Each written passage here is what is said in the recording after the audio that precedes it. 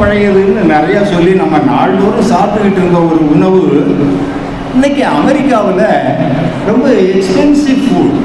என்னுடைய நண்பர் எனக்கு ஒரு விருந்து கொடுத்த, அப்போ ரொம்ப most expensive food, I will provide you most expensive food of America அப்படின்னு. நான் ரொம்ப ஆச்சரியத்தோடு காத்திருக்கேன். என் கிளாஸ்மேட் அவன் ட்ரம்ப்புக்கு அடுத்த பெரிய பணக்காரன் அமெரிக்காவில், ரொலாண்டோ ரிவர்ஸ் கேம்ப்னு என் கிளாஸ்மேட்டு.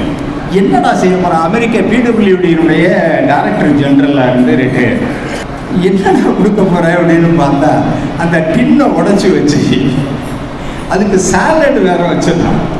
சாலட்ல ஆனியனும் இருந்துச்சு, வெங்காயமும் இருந்துச்சு, மிளகா வச்சிருந்தேன்.